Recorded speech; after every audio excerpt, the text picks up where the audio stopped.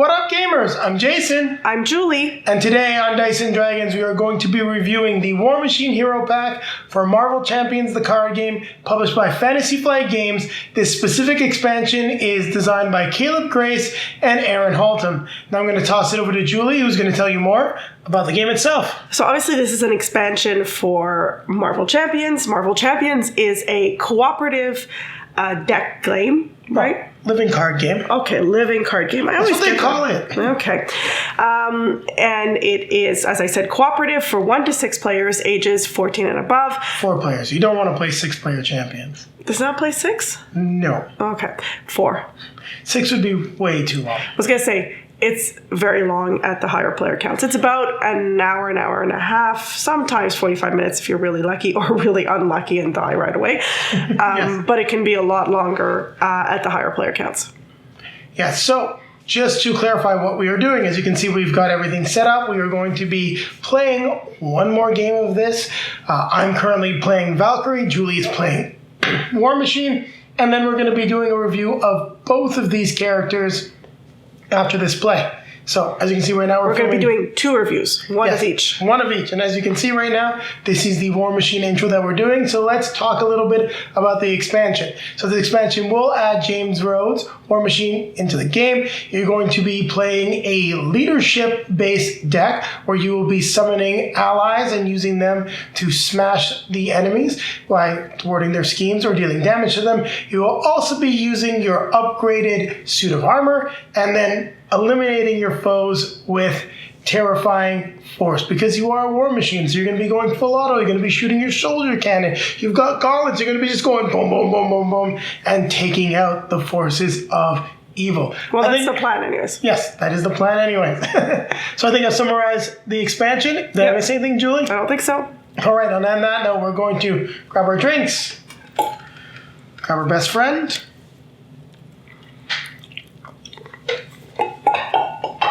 I'm going to take it to the table one more time. One more time. So, Julie, what did you think of the War Machine Hero Pack for Marvel Champions, the card game?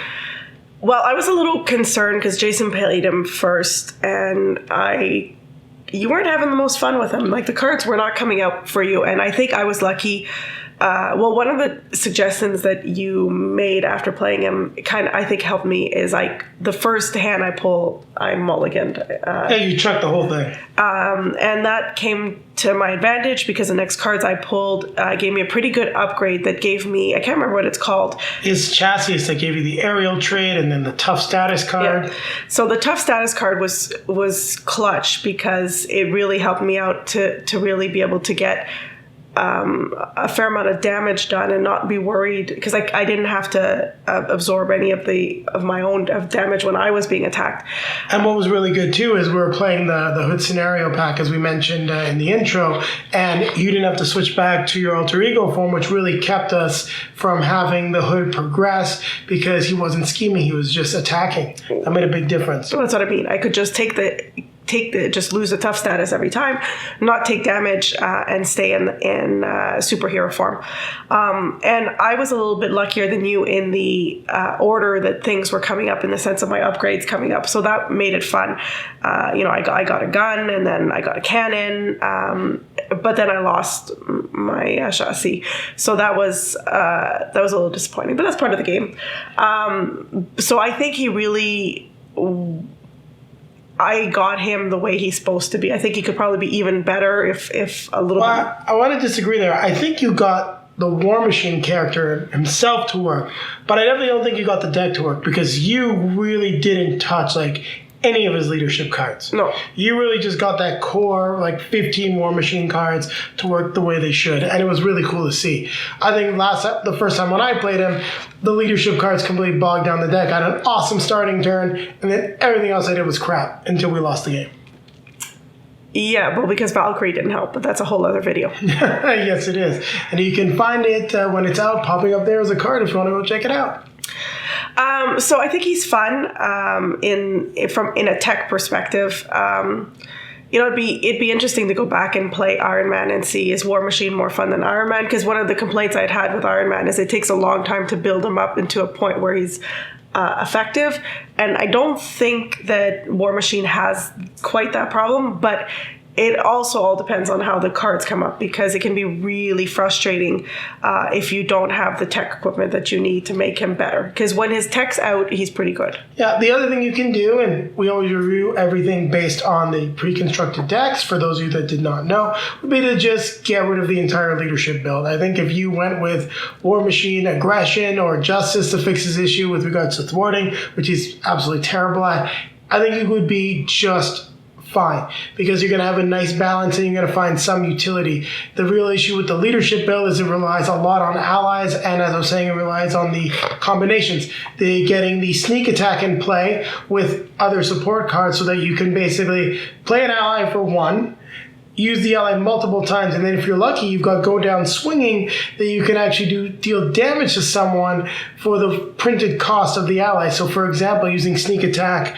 go down swinging, and the right cards with Captain Marvel, you could almost crank out 12 damage off that one card for essentially like 3 resources if played well. So that's really cool, but it's a combo that you've got to build towards. And when you're playing Marvel Champions, especially with 2 players, the clock's racing and you really don't have the time to build combo decks. And I think that's the biggest issue with War Machine. I think where a lot of players are going to struggle if they're buying just the pack and they don't like to participate in deck construction is that if your combo doesn't go off, you're going to be in trouble. I play a lot of online card games, and combo decks, that's the way they work. You're sometimes drawing until you can get your combo. Unfortunately for War Machine, he doesn't have like a lot of draw cards, so it's not like you can just be like, I'm going to pull this combo and drop it. So that also is a real struggle as well, and why whenever we've played decks in Marvel Champions, and Julie can correct me if I'm wrong, we don't like the decks where you're trying to combo things together, because you just don't typically have the cards that are going to be like, well, I'm going to draw 3, discard these 2, do this, and then boom, there's my combo, there's all my damage, have a nice day. Doesn't really happen in this game. Not that that's a bad thing. I don't want to have to rely on it. I don't want characters that need that. It's fun when it happens, but I don't want to have to rely on it for the character to be efficient. No, and that's definitely, I think, what happens with the current build for War Machine, and I think the character is really, really well done. I think he's incredibly thematic, and if you're looking to get a solid expansion to the game, especially if you like deck construction, you will really enjoy the War Machine pack. And on that note, Julie, what is your score for War Machine? It's a 6. It's a 6? I was hesitating to give it a 6.5. I'm giving it a 6 based on how Jason's play went. Mine would be a 6.5, or it wouldn't be a 7. So based on that, yeah.